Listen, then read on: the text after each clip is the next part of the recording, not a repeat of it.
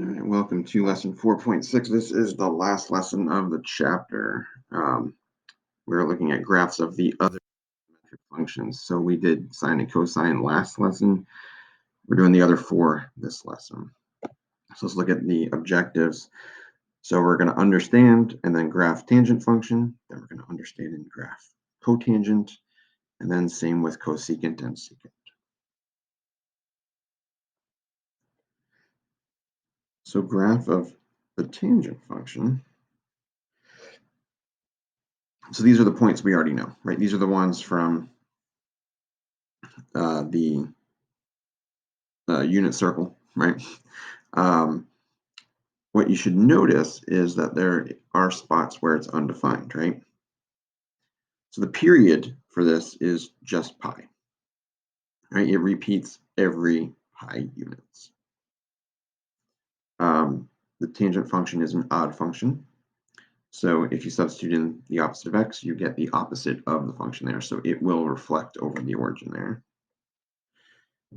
And the tangent function is undefined at pi over 2. It's actually undefined for every odd multiple of pi over 2. So what's an odd multiple of pi over 2? Well, think of the numerator as 1 pi. It's undefined then at 3 pi over 2, 5 pi over 2, 7 pi over 2, and so on. Same thing going in reverse in the negatives. So negative pi over 2, negative 3 pi over 2. That's where it's undefined. That's where you see those vertical dashed lines. Okay, the range is going to be all real numbers because it's going to go up and down forever. So that is obviously very different from the cosine and sine functions that were, the domains were all real numbers, but the ranges were limited.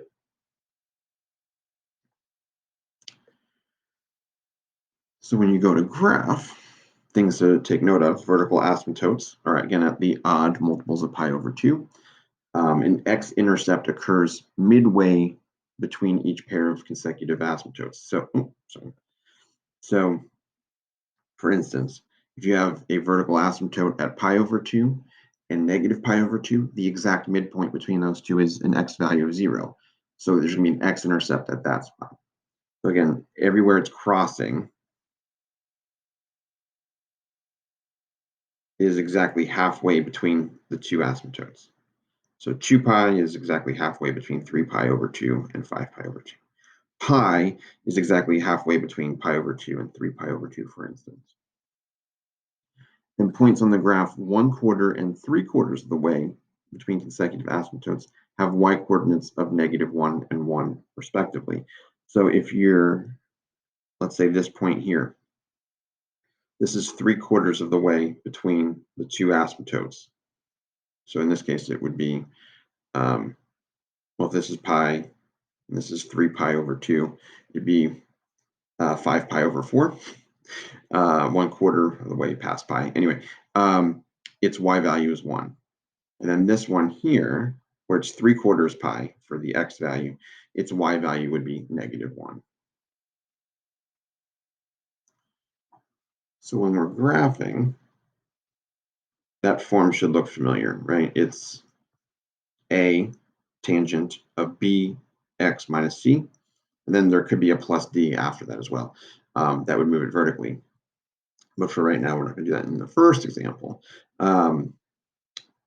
So whatever the a value is, the y coordinate is a here. So it would be 1 for just tangent of x, but if it was 3 tangent of x, then it would go up to 3.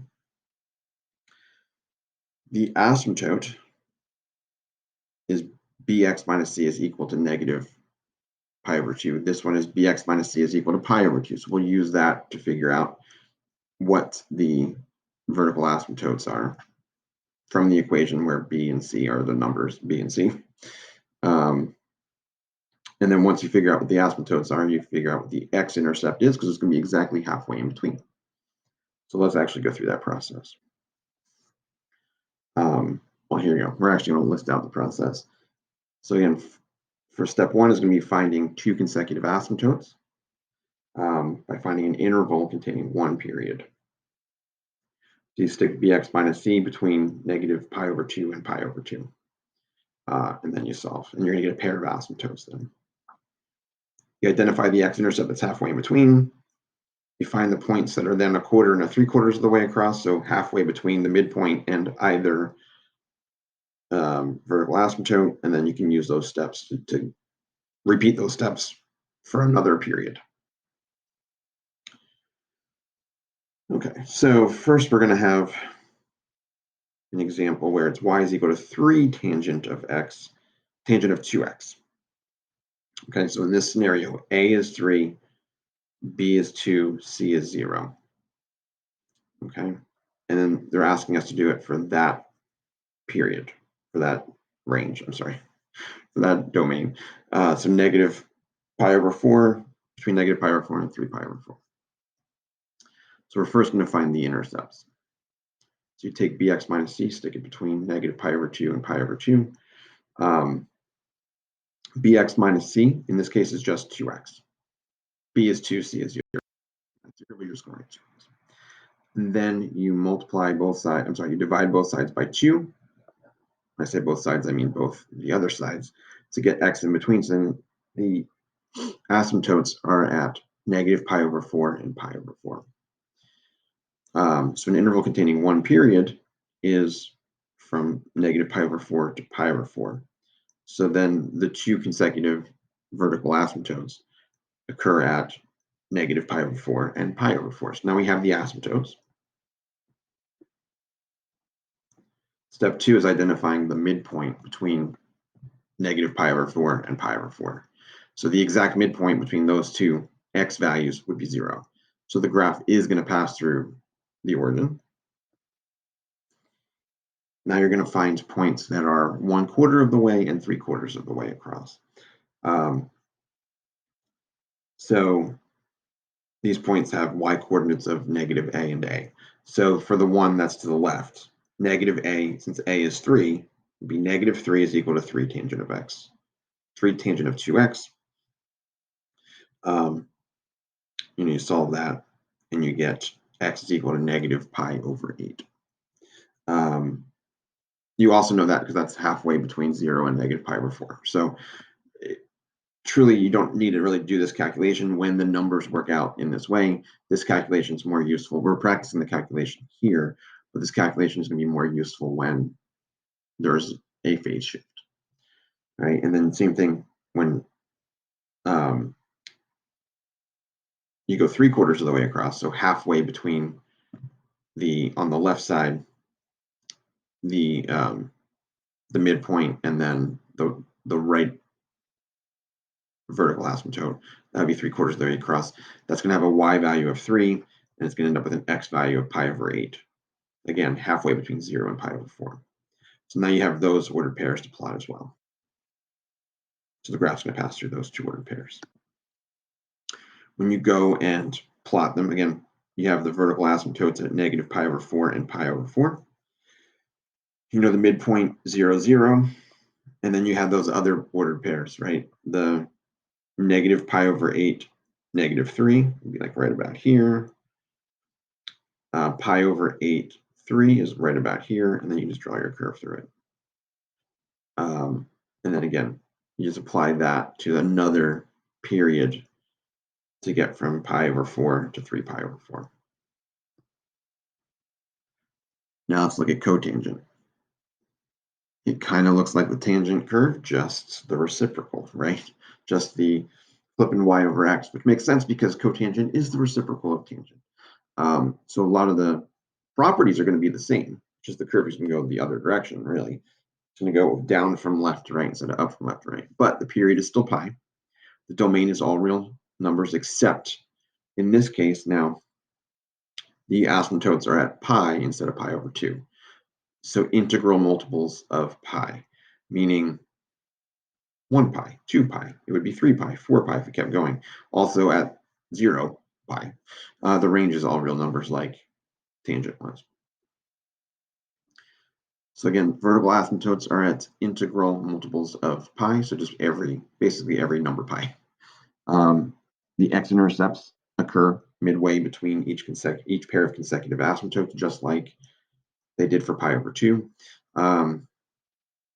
This is also an odd function with origin symmetry, meaning it's flipping over the origin.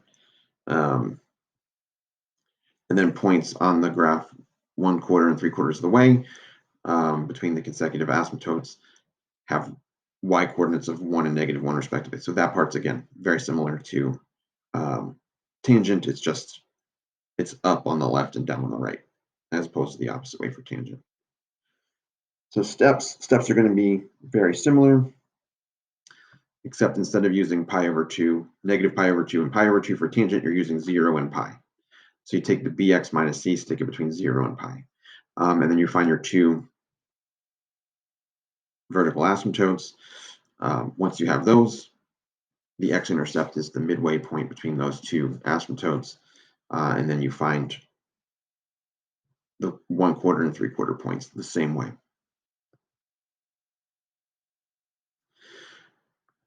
So again, find the vertical asymptotes first. One is bx minus c equals 0. One is bx minus c equals pi. The x-intercept is the midway point between those 2 points, and then you can find the 1/4 and 3/4 points. The y-coordinate is a on the left side, and the y-coordinate is -a on the right side. And again, that point is going to be midway between the x value is going to be midway between the midpoint and the asymptote. So you can do it that way as well. All right, so first step, okay, here's your example. Y equals 1/2 cotangent of pi over 2. So in this case, a is 1/2, b is pi over 2, c is 0. Find two consecutive asymptotes. So again, stick b minus c between 0 and pi. In this case, b minus c is pi over 2x. We're going to multiply by the reciprocal of pi over 2, so 2 over pi. And what you're going to end up with is, when you multiply it by 0, you stay 0. When you multiply 2 over pi by pi, you get 2. So the vertical asymptotes are at 0 and 2. So if you need to know the period is 2 units. So it's going to repeat every 2 units. It's not telling you where to graph this. It's not giving you a domain. When that happens, you just graph one period. That would be your default. So if you know that the vertical asymptotes are happening at 0 and 2, the midway point between 0 and 2 would be 1. So the graph's going to pass through the ordered pair 1, 0. All right, so now you know those three things. Step 3 is finding the 1/4 and 3/4 points. So when the y value is -1/2, and that's the a value is 1/2. So the one on the right is going to be -1/2. You can solve that and get 3/2 for an x value. You also know, again, the midway point between 1 and 2 is 1.5. So that's what the 3/2 is. Again, you can do this calculation, or you can just figure out what's the midpoint. So again, for this one, the y value is 1/2. You can do this calculation, or just understand the midway point between 0 and 1 is 1/2. So the ordered pairs are going to be 3/2, -1/2, and then 1/2, 1/2. You're going to plot those points.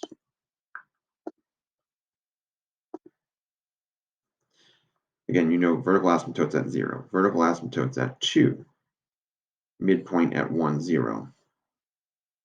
And then you know when you go 1/2, you go up 3/2. So like 1.5.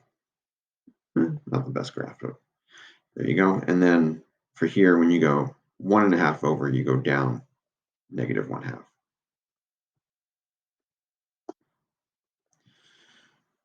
All right, now we're going to look at cosecant and secant.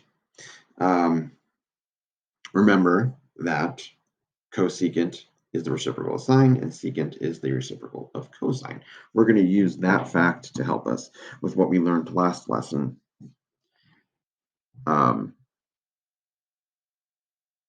There are going to be vertical asymptotes. Vertical asymptotes of cosecant occur at the x-intercepts of the sine function. So it makes sense, right? If it's the reciprocal of 0 is undefined, right? So where the sine function crosses through the x-axis, is where it's going to be undefined for cosecant.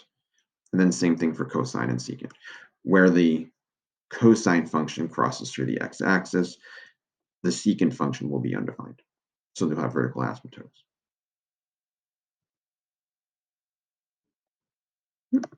Okay. First, we're going to look at cosecant. So the dashed line here is the sine curve. So that's what you graphed last lesson. All right. First thing to take note of, I guess we'll start at the origin. First thing to take note of is where the sine function has a y value of 0. This is where the cosecant function is undefined.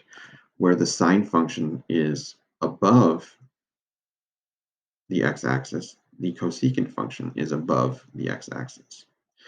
Where the sine function is below the x-axis, the cosecant function is below the x-axis.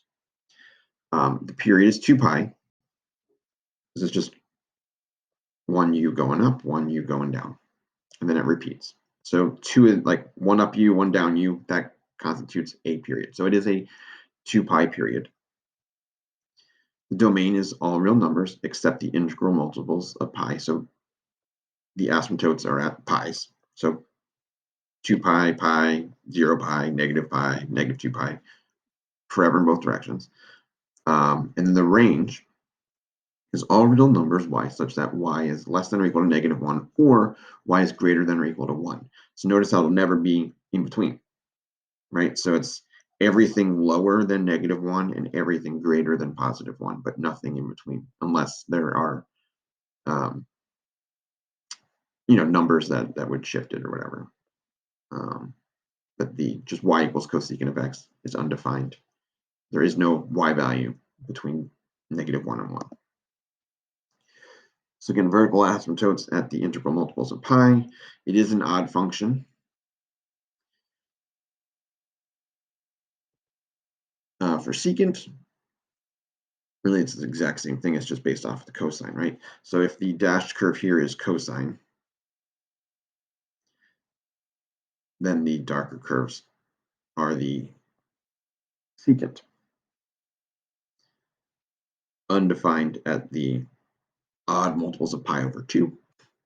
So pi over 2, 3 pi over 2, 5 pi over 2, so on in that direction, negative pi over 2, negative 3 pi over 2, and so on in the negative direction. And then the range, same deal. Never going to go between -1 and 1 for the y values. So vertical asymptotes at pi over 2, odd multiples of pi over 2, and this is an even function, just like cosine is.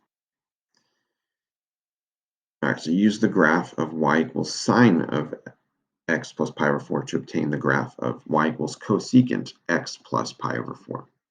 So the first thing we're going to do is, what is the graph of y equals sine x plus pi over 4? That's what you're seeing in red already. So that's what we would have done last lesson. This only has a phase shift, meaning it took the sine function that would have started at shifted it left pi over 4. That's it. So that's what you're seeing the red function. There is no a value, there is no b value, there is no d value, there's just the c value that did a phase shift, moving it left pi over 4. The x-intercepts of the sine graph correspond to the vertical asymptotes of the cosecant graph. So if the x-intercepts of the sine function are negative pi over 4, 3 pi over 4, 5 pi over 4, that's where our vertical asymptotes for the cosecant function are going to be. So we can just draw them in, because we know that's where the cosecant function is not going to cross.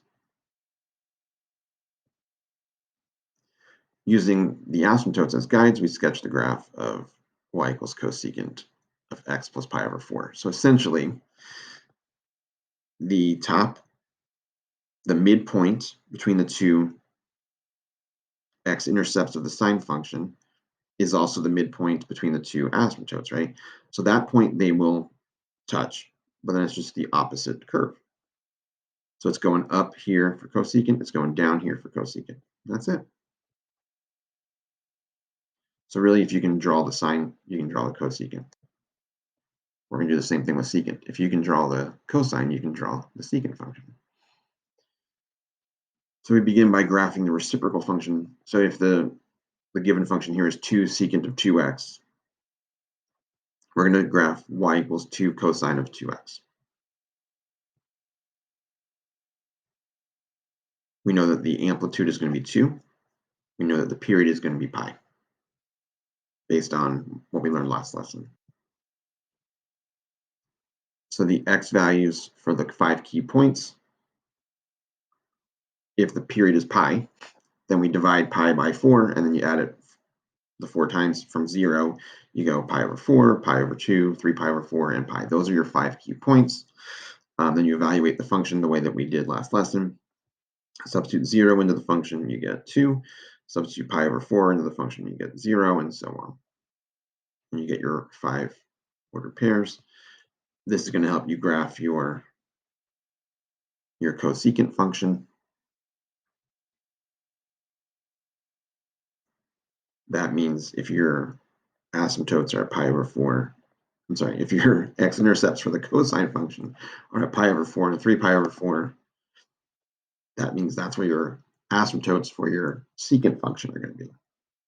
So we can draw them in. Okay. And then at that point, it's going to start at 0, 2, and it's going to curve up.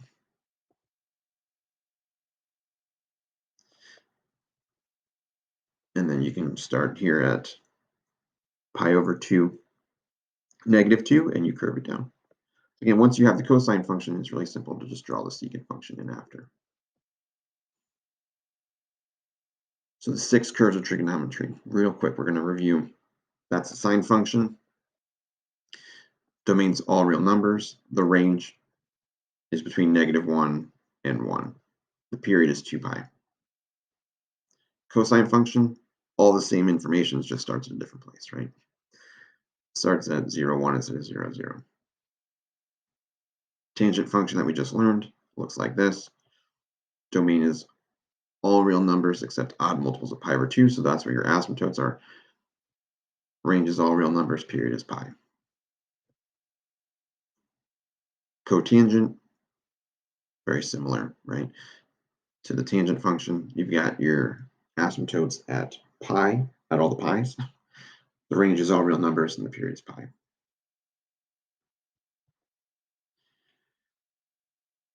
Cosecant is the reciprocal of sine. So really, if you can draw the sine function, you can draw the cosecant function. Draw the sine function, you've got asymptotes where the sine function has x-intercepts, and then you just draw the curves on either side in between the asymptotes. Range, you're never going to cross between -1 and 1. Period is 2 pi, just like the period for sine was. And secant, same thing, but just comparing it off of the cosine. All real numbers except the odd multiples of pi over 2 are in the domain. So pi over 2, 3 pi over 2, and so on are the domain. That's where your asymptotes are. Your range is everything except the numbers between -1 and 1, and the period is 2 pi. All right, so give those a try. Give the practice a try, and then we'll look at an exit ticket as well. So let me know if you have any questions.